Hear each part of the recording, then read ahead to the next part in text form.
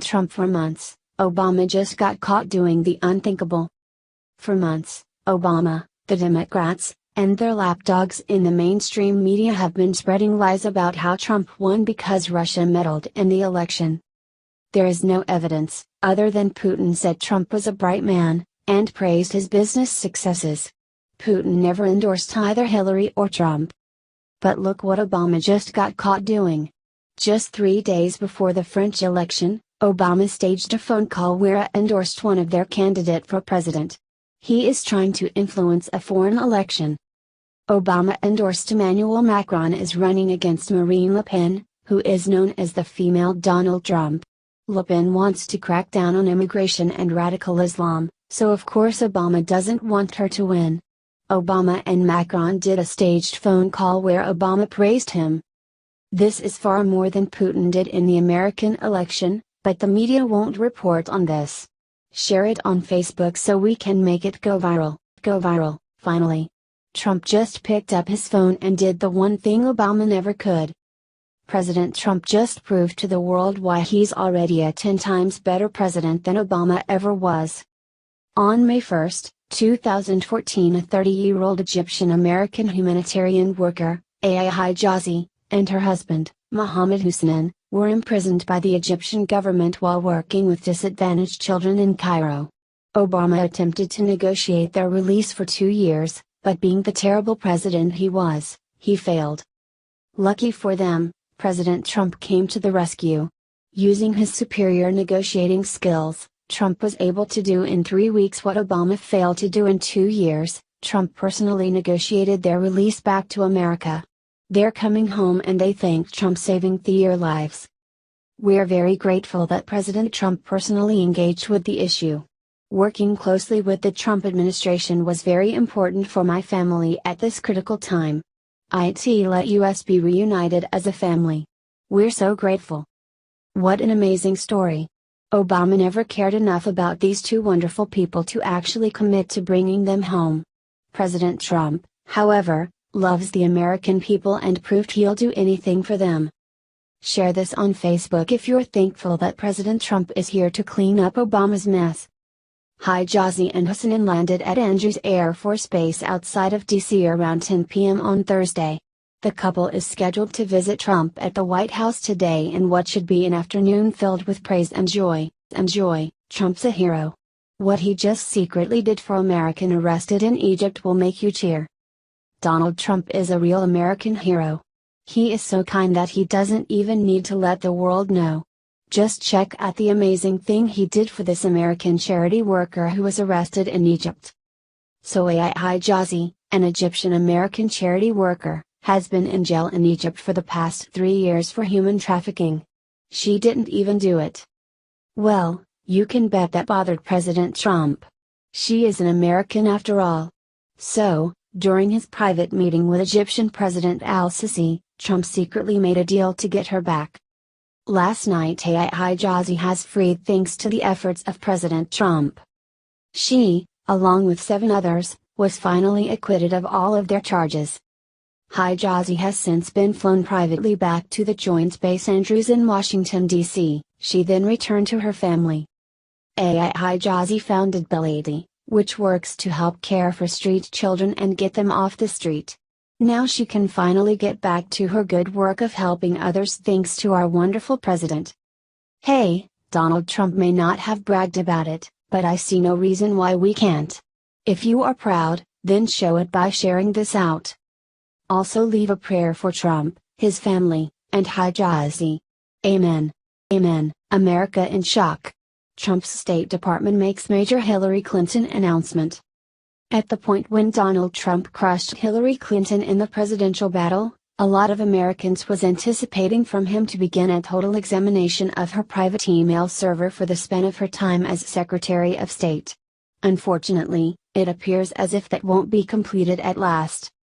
The Washington Examiner expressed that even with Trump in office, State Department legal counselors demand that they have no goal of chasing for in the past uncovered Clinton messages. All through a hearing on Monday at the U.S. Area Court for the District of Columbia, The State Department revealed that it will continue with endeavors to get conservative watchdog Aggregate Judicial Watch's case attempting to compel them to find Clinton's messages. The watchdog mass still means on utilizing a little piece of the Federal Records Act to weight the State Department into finding the messages. Legal Watch President Tom Fitton was truly certain about his association's failure with respect to Trump's absence of inspiration to assess the claims. What's unusual is that Trump's administration is carrying on with the legal strategy of Obama's administrations to defend Hillary Clinton's email practices, Fitton stated after the hearing. This is a case of the deep state still operating things, with all due respect. The following hearing, for this situation, is set to be hung on April 21st. What do you think about this? Do not hesitate and write your thoughts in the comments section below. Share the truth. Be patriots. Thank you for reading. Just in, Trump catches Muslims hurting American girls, makes them pay dearly. President Trump is finally cracking down on one of the most horrific cultural practices being imported by Muslims into this country. Thank goodness. President Trump and the Department of Justice announced a new campaign to end the barbaric practice of female genital mutilation after a Muslim doctor was charged for the crime last week. Vibriat Bart. Jumana Nagrula is an American-trained doctor of Indian descent. She was born in America and her family is part of a Shia Muslim sect within India. Dr. Nagrula was charged on April 13 by Detroit police after they received a tip-off. She now faces a maximum sentence of life in prison. Police charged the doctor for mutilating the genitals of two American girls. The two 7-year-old children were brought by their Somali mothers to have the procedure done. Other victims have been identified by police, who explained that Nagrula has performed the surgery on many young girls, aged 6 to 8, over the course of 12 years. Via BBC. The services of Nagrula were apparently in high demand as parents were driving their children in from outside of the state to have their daughters abused and tortured. This is the first case of systematic female genital mutilation committed by an American on fellow Americans since a law banning the practice was introduced in 1996. Yet, the media remains silent. The Media Research Center, working alongside the anti-terror group Act for America, detailed just how the media has abdicated their duty to inform the public of these crimes. The groups claim those in the media are guilty of aiding and abetting violence against women out of a politically correct-fueled fear of offending Muslims. The big three news networks all refuse to report on the charges in their morning and evening news broadcasts. Print media published a few articles about the case, yet not one of them mentioned the religion of the doctor or the connection between Islam and genital mutilation.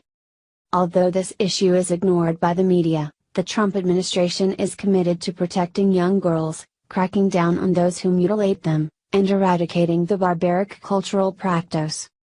The Justice Department estimates that over 500,000 young girls in America are the victims of female genital mutilation or are at high risk. We need to find the rest of the people who do this, with or without the media. Do you think this is happening in your neighborhood? Please share the story on Facebook and tell us what you think because we want to hear your voice. Breaking, North Korea just issued staggering new threat against America-Ashes. North Korea launched another round of aggressive rhetoric at the United States on Thursday as media reports indicated troops in both China and South Korea were on high alert.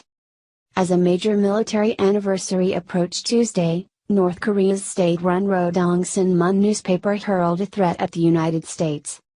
In the case of our supermighty preemptive strike being launched, it will completely and immediately wipe out not only U.S. imperialist invasion forces in South Korea and its surrounding areas but the U.S. mainland and reduce them to ashes, read the newspaper. South Korea said it was bracing for possible provocations as North Korea prepares to celebrate the 85th anniversary of the foundation of its Korean People's Army on Tuesday. It is a situation where a lot of exercise equipment is amassed in North Korea and also a lot of strategic assets are situated on the Korean peninsula because of the South Korea-US military drills, said South Korean Unification Ministry spokesman Lee Duk-haeng. We are closely watching the situation and will not be letting our guards down, he added. Meanwhile, CNN reported that China put cruise missile-capable bombers on high alert, quoting unnamed U.S. officials who interpreted the move as a preparation for any outbreak of violence on the Korean peninsula. Some media reports also said Russia was moving military equipment towards the small portion of its border that it shares with North Korea. Russia would neither confirm nor deny the reports. As rhetoric and tensions were rising, President Donald Trump dodged a direct question about the mental competence of North Korean dictator Kim Jong-un. Trump was asked by Fox News reporter John Roberts whether he thought Kim was mentally unstable, adding, "Is he a man that can be reasoned with?" As far as North Korea is concerned, we are in very good shape, Trump responded. We're building our military rapidly. A lot of things have happened over the last short period of time. I have been here for approximately 91 days. We're doing a lot of work. I can't answer your question on stability. I hope the answer is a positive one, not a negative one, but hopefully that will be something that gets taken care of. Trump also took a moment to praise China, which he has been urging to put pressure on North Korea. I have great respect for the president of China, Trump said. As you know, we had a great summit in Florida, and got to know each other and I think like each other. I can say from my standpoint I liked him very much. I respect him very much and I